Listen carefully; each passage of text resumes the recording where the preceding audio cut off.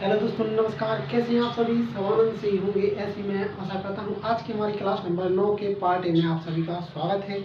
इस क्लास में हम ये प्रश्न सॉल्व करेंगे। ये हमारे साधारण व्याज के प्रश्न, इन पर भी हम कुछ अपने विचार प्रस्तुत करेंगे। आज का हमारा प्रश्न नंबर 63 क्या कह रहा है? किसी पेन का नगद मूल्य 10 है, परंतु इसे ₹1 11 माह तक समान मासिक किस्तों में भी खरीद सकते हैं। देखो, मैंने पिछली क्लास में भी आपको बताया था कि यहाँ पर आप देख रहे हैं कि अगर मेरे पास 10 रुपये कैश है, यानी अगर मैं उस वस्तु को, या क्या वो बोला जा रहा है कि वो पेन है, अगर मेरे पास 10 रुपये है तो 10 रुपये देकर मैं वो पेन खरीद सकता हूँ।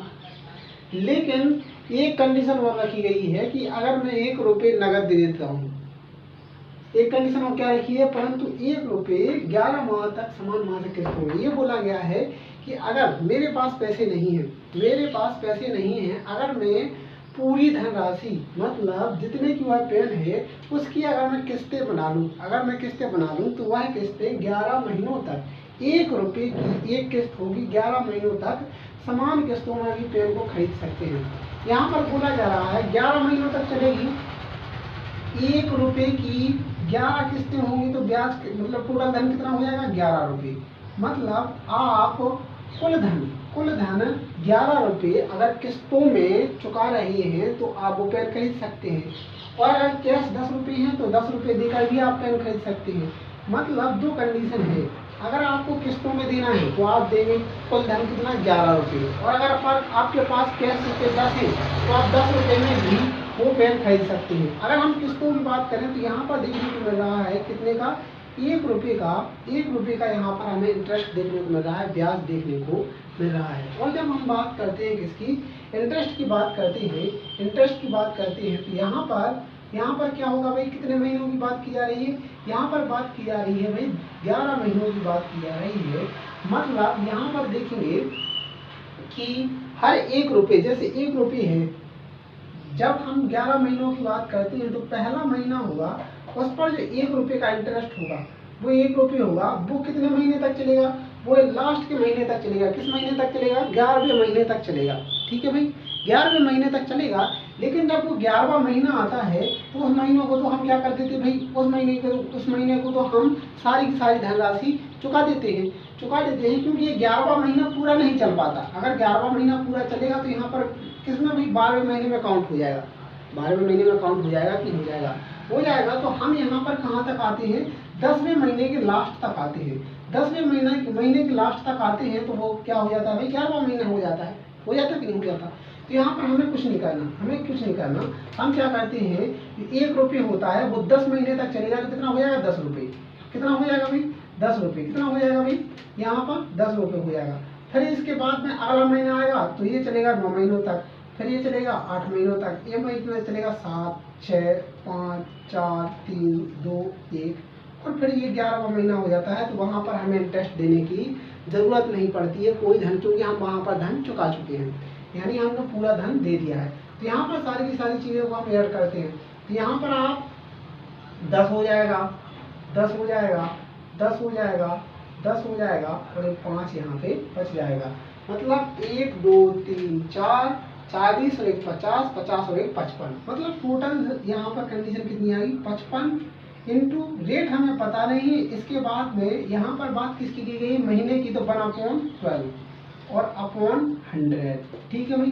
फिर इसके बाद में हमें इंटरेस्ट हम कितना निकाल रहे थे भाई? ₹1 इंटरेस्ट के रूप में आ रहा था, ब्याज आ रहा था हमारा कितना भाई? ₹1 हमारा इंटरेस्ट के रूप में यहाँ पर हमें देखने को मिल रहा था। तो बस इसके इक्वल हमें ऐसा कर देना है, और इसके आगे बस कुछ नहीं करना। आप इसको सॉल्व कर लेंगे, आपका आंसर आ जाएगा भाई।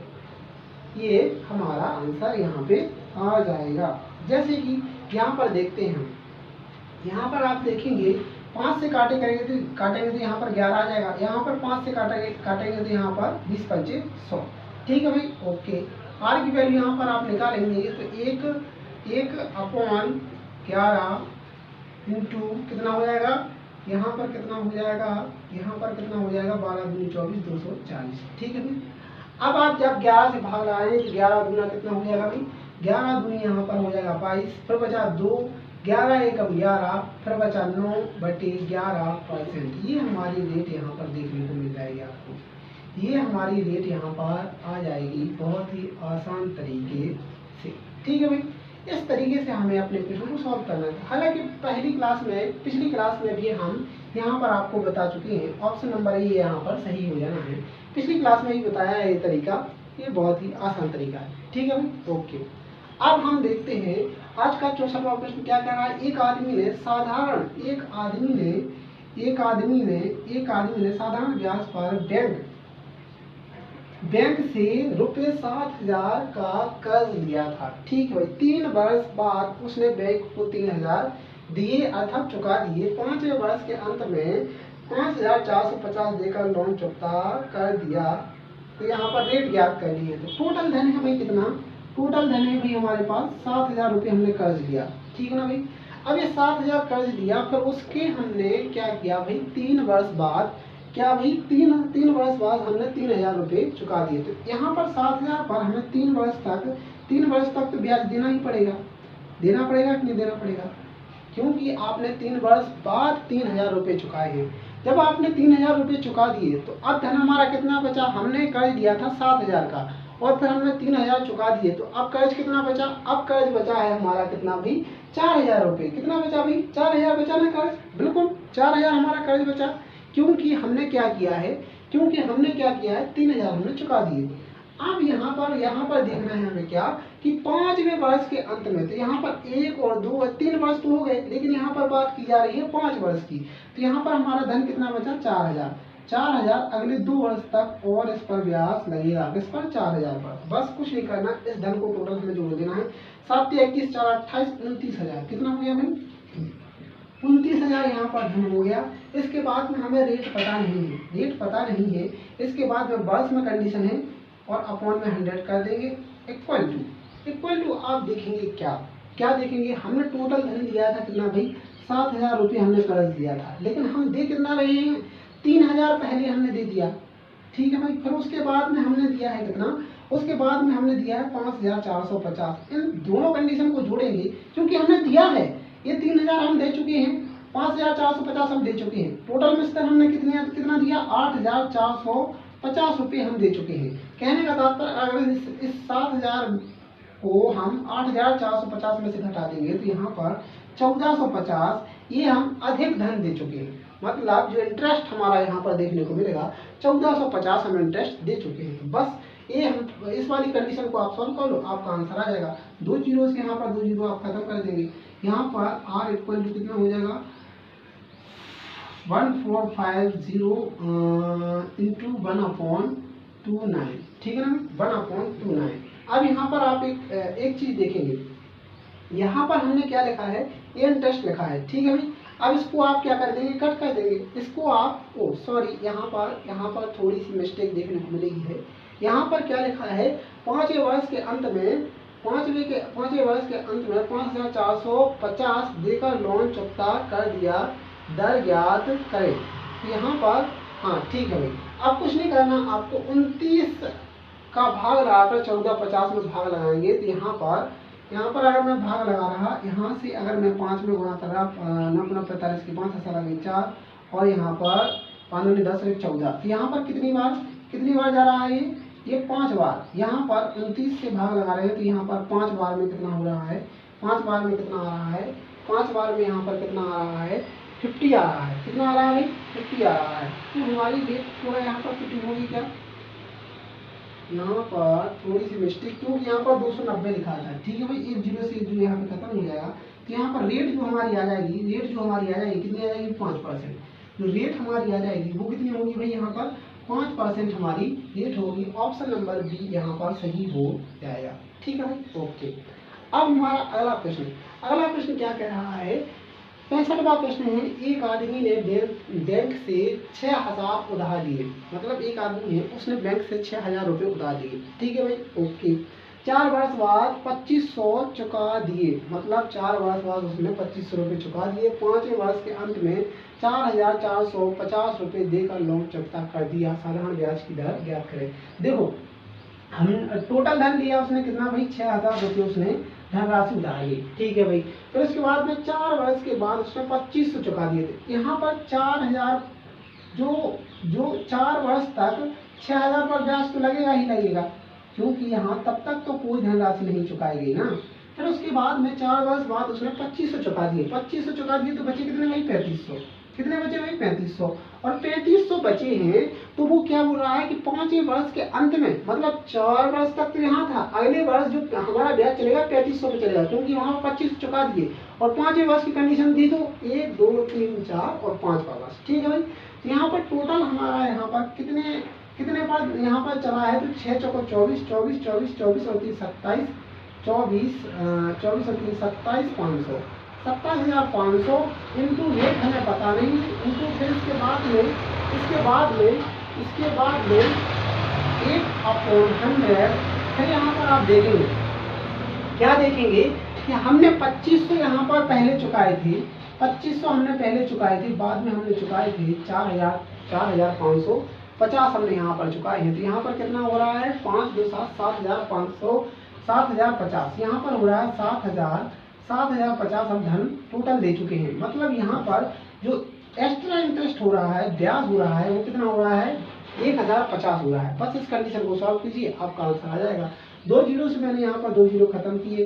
फिर आर की वैल्यू यहाँ पर कितनी आ जाएगी 1050 इंटू 1/275। यहाँ पर आप 275 से भाग लगाएंगे 1050 में, 1050 में आप 275 से भाग लगाएंगे तो यहाँ पर कितना आ जाएगा, यहाँ पर आ जाएगा आर की वैल्यू आ जाएगी आपकी 3 सही 9/11%। ऑप्शन नंबर यहाँ पर आपका हो जाएगा क्या, ऑप्शन नंबर डी यहाँ पर सही हो जाएगा। ऑप्शन नंबर डी यहाँ पर आपका सही हो जाएगा। ठीक है भाई, ओके। अगला प्रश्न हमारा 66वां प्रश्न क्या कह रहा है, एक आदमी ने 2 बराबर धन, यहाँ पर पंक्तियों पे ध्यान देना है, एक आदमी ने 2 बराबर धन 8% व 7% साधारण ब्याज की दर से उधार दिए। ठीक है भाई। पहले वाला धन दूसरे से 6 महीने पहले चुका दिया है। यहाँ पर भी देखना है क्या बोला है, पहले वाला धन दूसरे वाले से 6 महीने पहले चुका दिया गया है, उसे प्रत्येक से 2560 प्राप्त हुए धन ज्ञात करें, मूलधन पूछा गया है। ठीक है भाई। तो हम क्या करते हैं, हम मान लेते हैं कि मूलधन कितना है भाई पी मूलधन है। ठीक है भाई, पी मूलधन है, ये हमने मान लिया। फिर इसके बाद में बोला गया है कि फर्स्ट कंडीशन, ये हमारी फर्स्ट कंडीशन है, ये हमारी सेकंड कंडीशन। ठीक है।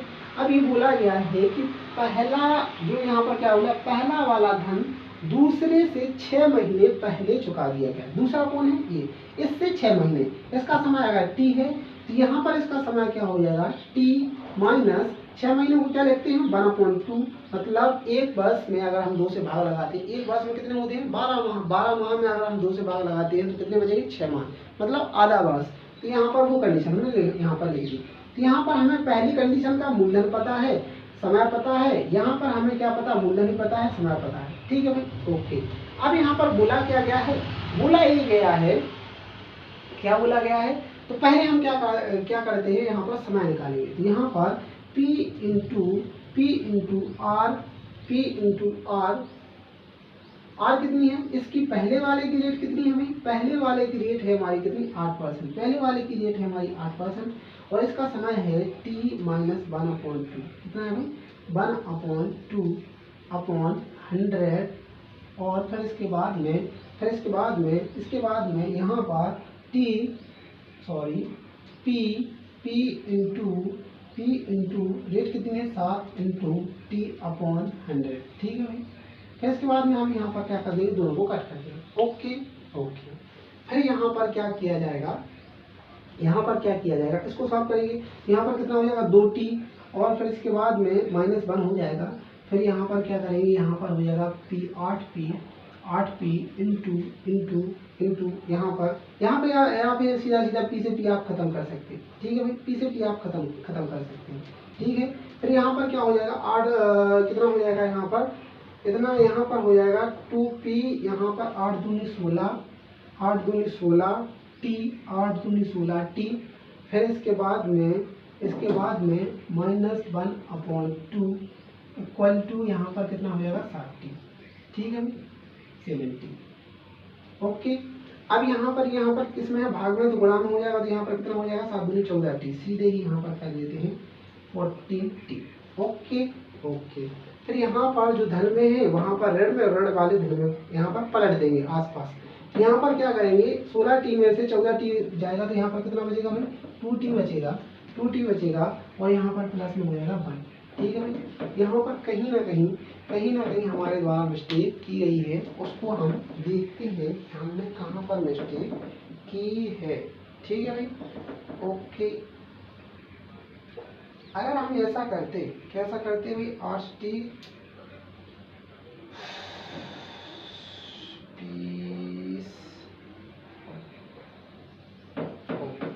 इसको ऐसा में करके थोड़ा और सावधानी से किया जा सकता था। कैसे, यहाँ पर देखते हैं, यहाँ पर क्या करेंगे हम, यहाँ पर हम क्या करेंगे, यहाँ पर हमने पी से पी खत्म कर दिया। ठीक है भाई, तो यहाँ पर हम क्या करेंगे, 8 टी माइनस यहाँ पर 4, 8 का गुणा यहाँ पर इसमें होगा तो कितना हो जाएगा, माइनस के 4 2 से कट जाएगा, इक्वल टू यहाँ पर कितना हो जाएगा 7 टी।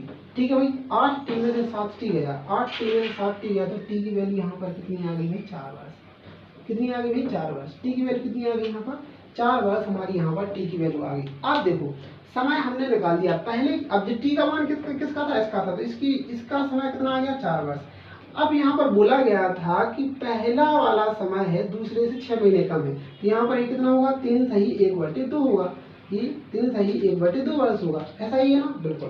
अब हमें कुछ नहीं करना है, हमें कुछ भी नहीं करना है, हम अपने अब प्रश्न को बहुत ही धैर्यता से यहाँ पर सॉल्व कर सकते हैं। ठीक है भाई, यहाँ पर हम सॉल्व करेंगे। यहाँ पर देखिए आप, यहाँ पर देखेंगे तो मूलधन हमें पता नहीं है, इसके बाद में रेट हमें पता है, समय हमें पता है, अपॉन में यहाँ पर 100 है। ठीक है भाई, अब यहाँ पर हमें एक चीज पता थी कि यहाँ पर ये जो हमें दिया था, प्रत्येक से मिश्रण मिला था 2560, तो ये क्या है, हमारा इंटरेस्ट है। अब इंटरेस्ट में अगर हम पी अर्थात मूलधन जोड़ देते हैं तो ये हमारा क्या हो जाता है, इंटरेस्ट हो जाता है। ठीक है भाई, इसके अपॉन में 1 लिख देंगे। ठीक है भाई, ओके, 7 चौको 28 पी, और कितना हो जाएगा 100, ये कितना है 100 अपॉन एलसीएम लेंगे तो 100 आ जाएगा, तो यहाँ पर हो जाएगा कितना 100 पी हो जाएगा, यहाँ पर कितना हो जाएगा 28, तो यहाँ पर कितना हो जाएगा 128 पी इक्वल टू 25 जीरो। ठीक है भाई, ओके, और अपॉन में कितना रहेगा 100, पी की वैल्यू यहाँ पर कितनी हो जाएगा 25 6, यहाँ पर 6 लिखो ना, इंटू यहाँ पर कितना हो जाएगा 100 अपॉन 128, इससे यहाँ पर भाग लगाएंगे तो कितना आ जाएगा 20। पी की वैल्यू यहाँ पर कितनी आ जाएगी 2000, कितनी आ जाएगी 2000। मतलब कहने का तात्पर्य ये है कि जो यहाँ पर पूछा गया था कि उनका मूलधन क्या है, तो मूलधन यहाँ पर 2000 हो जाएगा, ऑप्शन नंबर बी यहाँ पर सही है। हमारा पी अर्थात मूलधन कितना हो जाएगा, मूलधन हो जाएगा हमारा कितना भाई 2000 यहाँ पर हमारा सही आंसर है। ठीक है ना भाई, इस तरीके से हमें प्रश्नों को सॉल्व करना था और इनके बारे में हमें जानना था कि और हमें क्या और कैसे प्रश्न हमें आगे मिलते हैं। तो आज के लिए हम इतना ही रखते हैं, फिर मिलते हैं कल और कल जानेंगे नए प्रश्नों के बारे में। तो आज के लिए इतना ही, धन्यवाद, जय श्री राधे कृष्ण।